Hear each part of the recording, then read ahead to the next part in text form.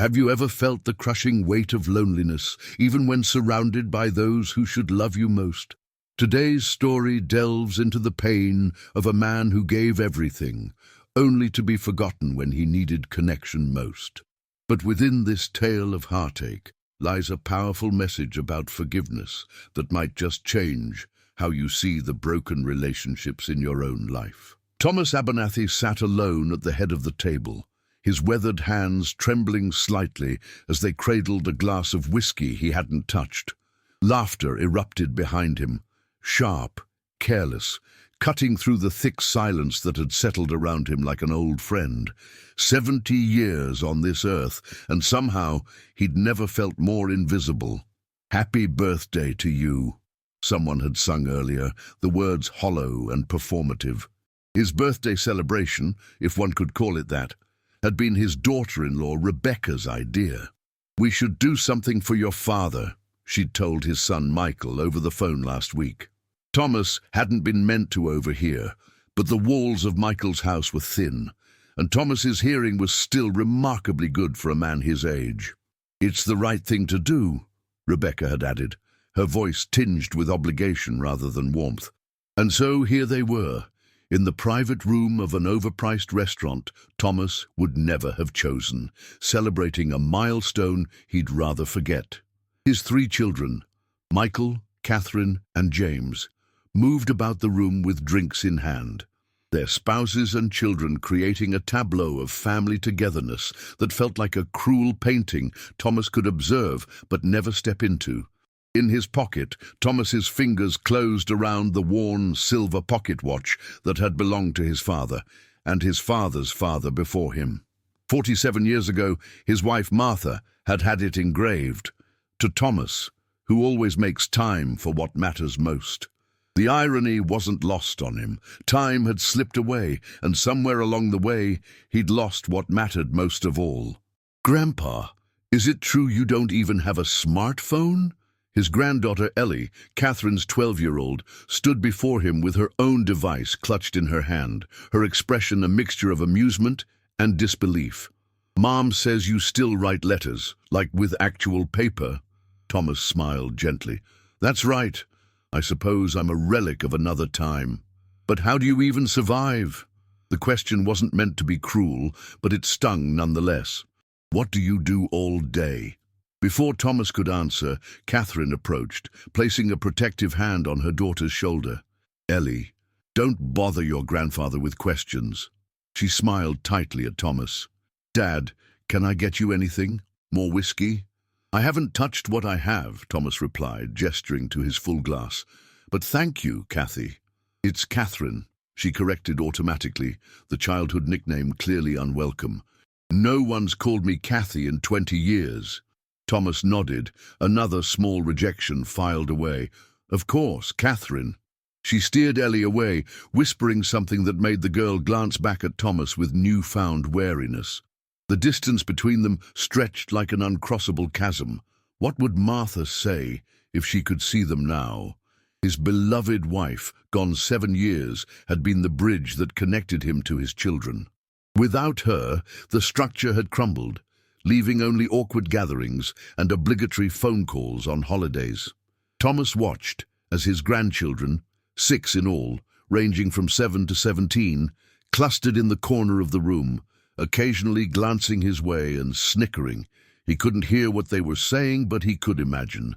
The old man, the dinosaur, the relic who couldn't program his television without help.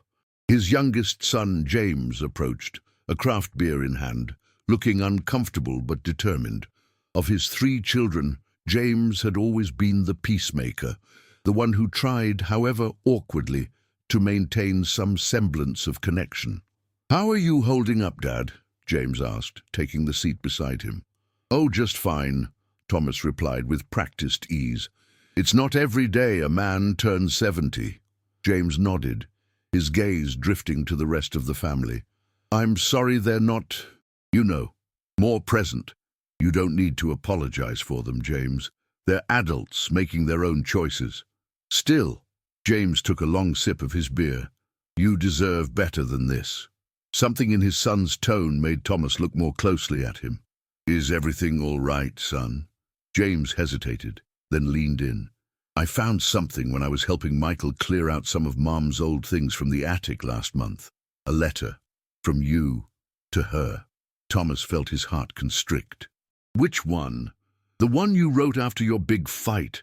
The one about the family business. James's voice dropped lower. You never gave it to her, did you? No, Thomas admitted. I wrote it, but pride got in the way. I thought there would be time. There's always more time until suddenly there isn't. James pulled an envelope from his jacket pocket, its edges soft with age. I thought you might want it back. Thomas took the letter with trembling hands. Martha had died never knowing the full truth, how close he'd come to telling her everything, how deeply he'd regretted his silence in the years since. Some wounds were too private to expose, even now. Thank you, he murmured, tucking the letter into his jacket beside the pocket watch, another timepiece of sorts, marking a moment forever lost. Across the room, Michael's voice rose above the ambient noise. Does anyone want to hear about Dad's first attempt at using FaceTime? It's priceless. Laughter followed, and Thomas felt himself shrinking in his chair. I should go say hello to Diane, James said, referring to his wife. Will you be okay? Thomas nodded, and James squeezed his shoulder before walking away. Alone again, Thomas observed the scene before him. The overhead lights cast a blue-tinted glow that made everyone look slightly unreal. Young people in various shades of blue shirts, his grandsons and Michael's friends, laughed and clinked glasses. His granddaughters and the younger women wore casual but fashionable clothes, and in the center of it all, illuminated by the contrasting light, sat Thomas in his grey sweater, a glass of whiskey before him, his face lined with 7 decades of life's joys and sorrows. One face in particular stood out, his oldest grandson, Patrick, who had recently graduated from college. The young man, was the spitting image of Michael at that age, with the same confident stance and easy smile. But whereas Michael had followed Thomas into the family construction business, before eventually pushing him out, Patrick had chosen a different path, studying literature and philosophy, much to Michael's chagrin. Thomas watched as Patrick separated himself from the group and approached an elderly waiter who was refreshing the water glasses. The young man engaged the waiter in conversation, smiling genuinely and even helping the man steady a tray. It was a small moment of kindness that no one else seemed to notice, but it warmed Thomas's heart. Perhaps not everything he'd tried to instill in his family had been lost. Thomas's reverie was interrupted by the sharp clink of a knife against glass. Michael stood at the opposite end of the table, commanding attention. Everyone, if I could have your attention, please. Michael waited for the conversations to die down. We're here tonight to celebrate my father's 70th birthday. He raised his glass in Thomas's direction. Dad, 70 years. That's quite an achievement. There were murmurs of agreement and half-hearted applause. I thought I'd share a few memories, Michael continued. Like the time Dad tried to teach me to drive stick shift, and we ended up in the Henderson's rose bushes. Chuckles rippled through the room. Or his famous Christmas morning pancakes, which were famous primarily for setting off the smoke alarm. More laughter, sharper now. Thomas forced a smile, though the memories Michael chose to share seemed deliberately selected to paint him as bumbling and incompetent. But seriously, Michael said, his expression sobering slightly, here's to 70 years of being Thomas Abernathy. The pause was slight but noticeable, as if Michael had searched for something meaningful to say and come up empty. To Dad. To Thomas, the others echoed, raising their glasses in a toast that felt as empty as the gesture itself. As the attention shifted away from him again, Thomas felt a weight settle in his chest. Not pain, exactly, but a profound sadness. This was what it had come to. Decades of hard work, of trying to provide for his family, of making difficult choices that no one had understood, reduced to a few anecdotes about his failures and an obligatory toast. It was then that Thomas made a decision. Carefully, he pushed back his chair and stood, picking up his untouched whiskey. The movement caught James's attention first, then gradually the room quieted as all eyes turned to the elderly man who had, until now, been little more than furniture at his own celebration. "I'd like to say a few words, if that's all right," Thomas said, his voice stronger than anyone expected. "It's not every day a man turns 70 after all." Michael looked momentarily thrown off balance. This wasn't part of the evening's loosely planned program. "Of course, Dad. The floor is yours." Thomas looked around the room, meeting the eyes of his family members one by one. Some looked uncomfortable, others merely curious. His grandchildren had stopped their whispering to stare at their usually quiet grandfather. "First, I want to thank you all for coming tonight. I know many of you have busy lives, and I appreciate you taking the time." He paused, gathering his thoughts. 70 years is a long time to be alive. You see a lot of changes. When I was born, television was still a luxury. Now my grandchildren carry supercomputers in their pockets. He smiled at Ellie, who blinked in surprise. But some things don't change. Family, love, the need to be understood. Thomas reached into his pocket and withdrew the silver pocket watch. "My father gave me this when I turned 18. His father gave it to him. Time passes, but some things remain." He turned the watch over in his hands, the silver catching the light. "I haven't been the perfect father, or grandfather, or husband." His voice caught slightly on the last word. "I made choices that hurt people I loved. I was stubborn, proud, too focused on building something that would last, and not enough on the people I was building it for." The room had gone completely silent now. Even the servers had paused their movements to listen. "Michael," Thomas continued, turning to his eldest son, "when I fought you over the direction of the company, I wasn't fighting against you. I was fighting against time, against becoming irrelevant. I was wrong, and I'm sorry." Michael's expression was unreadable, but Thomas pressed on. "Catherine, when I missed your college graduation because of work, I told myself it was because the Peterson contract couldn't wait. The truth is, I was afraid. Afraid of seeing you become independent, of not being needed anymore. I've regretted it every day since." Catherine's eyes widened, her composure cracking slightly. "James," Thomas turned to his youngest, "you were always trying to keep the peace, carrying burdens that weren't yours to carry. I should have seen that, should have made it easier for you." Thomas took a deep breath, feeling something long knotted within him begin to loosen. "To my grandchildren, I know I must seem like a relic to you, someone who doesn't understand your world, and perhaps that's true, but I want to understand. I want to know who you are becoming." He held up the pocket watch. "This timepiece has kept ticking for over 100 years, but time isn't just something that passes. It's something we fill with love, with work, with meaning. My father understood that. I lost sight of it somewhere along the way." Thomas set his whiskey down and opened the back of the watch case. From inside, he removed a small, folded piece of paper, yellow with age.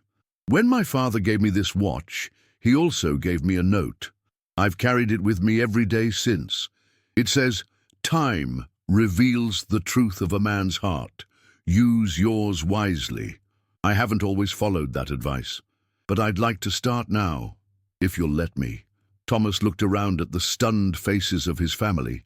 "I've recently received some news I haven't shared with any of you. The doctors have found something they can't fix." A collective intake of breath swept through the room. Rebecca brought her hand to her mouth. James half rose from his seat. "How long?" Michael asked, his voice stripped of its earlier glibness. 6 months, perhaps a year." Thomas shrugged slightly. "Time is suddenly very precious to me, and I don't want to waste any more of it on old grudges or unspoken words." He raised his glass. "So here's my toast, not to 70 years gone by, but to whatever time I have left. I want to spend it getting to know all of you again, if you'll have me." The silence that followed was profound. Then, slowly, Patrick stood up, glass in hand. "To getting to know each other," the young man said firmly. To time well spent. One by one the others rose. James, his wife Diane. Catherine, tears now streaming freely down her face. Ellie and the other grandchildren, looking suddenly solemn and much older than their years. Finally, Michael stood, his expression a complex mixture of shock, grief, and something that might have been regret. To time well spent, they echoed, and this time when they drank, the gesture held meaning. As they lowered their glasses, Catherine was the first to move, crossing the room to embrace her father. "I'm sorry," she whispered against his shoulder. "I've been so angry for so long, I forgot how to be anything else." "I'm the one who should be sorry," Thomas replied, holding her tightly. "And I am. More than you know." The others approached, forming a circle around Thomas. Questions tumbled out about his diagnosis, about treatments, about why he hadn't told them sooner. But beneath the practical concerns, something fundamental had shifted. The invisible walls that had separated them for so long had not disappeared, but cracks had formed. Light was getting through. Later, as the evening wound down and the initial shock of Thomas's announcement settled into a new awareness of time's preciousness, he found himself sitting with Patrick at a small table away from the others. "That was brave, what you did," Patrick said, studying his grandfather with newfound respect. "I don't think I could have done it." Thomas smiled. "When you realize your days are numbered, you stop worrying so much about pride. All those things that seem so important, being right, holding on to hurt, they fall away." "I've been wanting to ask you something," Patrick said, leaning forward. "Mom told me you used to write, before the construction business, that you wanted to be a novelist."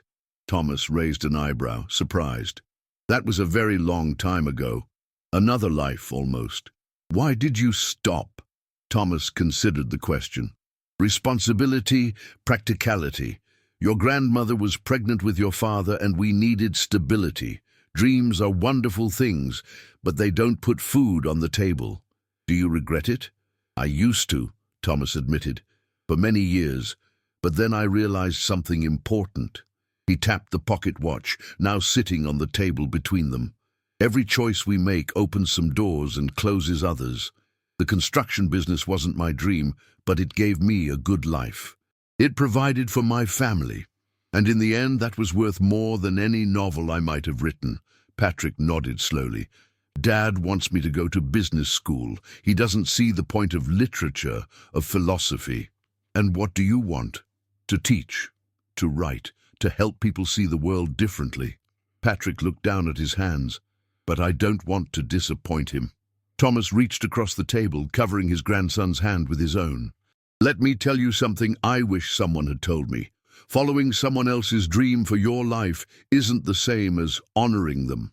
The greatest gift you can give your father, give anyone who loves you, is to live authentically, to be fully yourself. Even if it hurts them, it may sting for a while," Thomas acknowledged.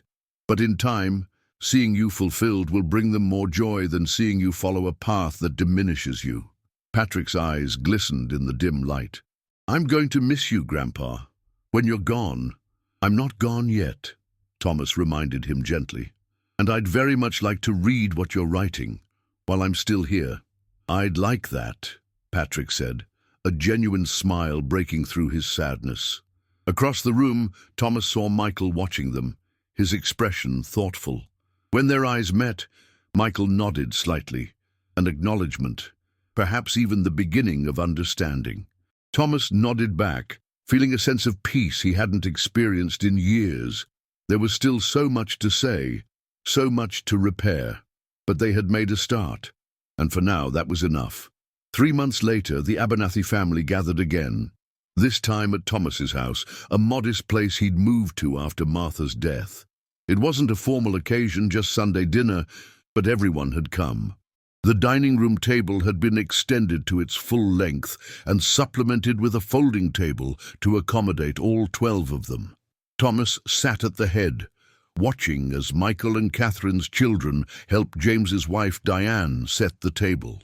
Michael and James were in the kitchen, arguing good-naturedly about the proper way to carve a roast. Catherine was showing Thomas the photos from Ellie's recent dance recital. "She's really talented," Thomas said, genuinely impressed. "You must be very proud." "She gets her grace from Mom," Catherine replied, then added softly, "and her determination from you." The words, the acknowledgement of shared traits, of connection, wrapped around Thomas's heart like a warm embrace. The dinner itself was lively, filled with overlapping conversations and occasional bursts of laughter. Not once did anyone reach for a phone. Instead, they were present, engaged with each other in a way they hadn't been in years. During a lull in the conversation, Ellie turned to Thomas. "Grandpa, would you teach me how to write a proper letter, like with a pen and everything?" Thomas blinked in surprise. "I'd be delighted to. But what brought this on?" Ellie shrugged, suddenly shy. "Patrick says you have beautiful handwriting. And I thought, well, when you're not here anymore, it would be nice to have letters from you. Something to keep." A hush fell over the table. The girl's innocent words had brought the reality of Thomas's condition back to the surface.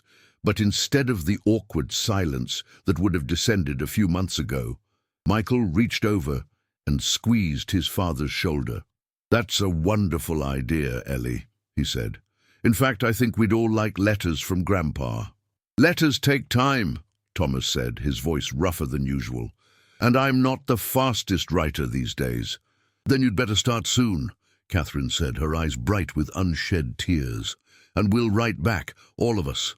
Later, after the dishes had been cleared and the younger children had fallen asleep on the living room couch, Thomas found himself on the back porch with his 3 children. The night was cool but not cold, the sky clear and scattered with stars.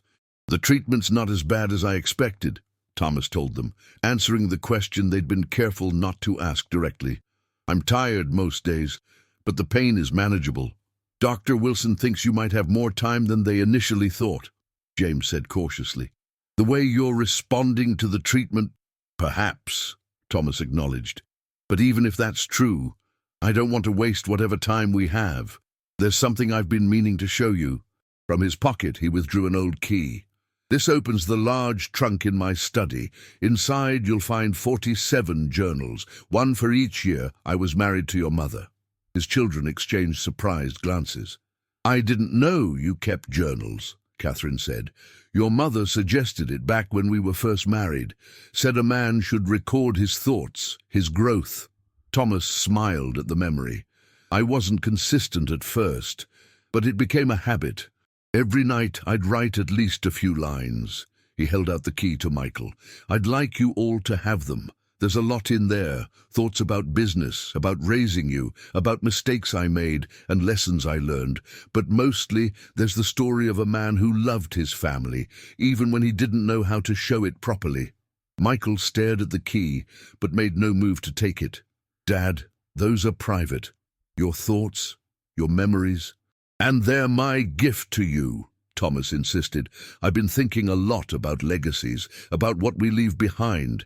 The construction company will carry the Abernathy name, but these journals, they carry my heart. I want you to have them." Slowly, Michael accepted the key. "We'll read them together," he promised. "All of us." They sat in companionable silence for a while, each lost in their own thoughts. It was Catherine who finally spoke, her voice soft but clear in the night air. "I forgive you, Dad, for missing my graduation, for all of it." Thomas felt tears prick at his eyes. "Thank you, Kathy." This time she didn't correct him. "I've been thinking," Michael said, turning the key over in his hands, "about the company, about how I pushed you out. I was so sure I knew better, that my ways were the future and yours were the past." "You weren't entirely wrong," Thomas admitted. "The company has thrived under your leadership." "Yes, but at what cost? The Petersons left us last year, said we'd gotten too big, too impersonal." Michael sighed. "They'd been with us since the beginning. Your clients. Perhaps there's a middle way," Thomas suggested. "A balance between growth and the personal touch that built the company." Michael nodded slowly. "I'd like your advice, if you're willing to give it. Not to take over again, but as a consultant. Someone who remembers what made Abernathy Construction special in the first place." The offer hung in the air, a bridge extended across years of conflict. Thomas felt something tighten in his chest, not the illness this time, but emotion, raw and powerful. "I'd like that very much," he said simply. As the conversation continued, plans being made, memories shared, Thomas reached into his pocket and felt the smooth contours of the pocket watch. Time reveals the truth of a man's heart. His father had been right about that, but what Thomas had learned, what he continued to learn, was that time also offered the possibility of redemption, of healing, of love reclaimed. He had wasted too many years on pride and hurt, but now, surrounded by his children under a canopy of stars, Thomas Abernathy made a silent vow to fill whatever time he had left with meaning, with connection, with the messiness and beauty of family, not as he wished they would be, but as they were, flawed, complex, and infinitely precious. 6 months later, on the evening of his 71st birthday, Thomas sat in his favorite armchair, a stack of letters beside him. From Michael in Chicago, Catherine in Boston, James just across town.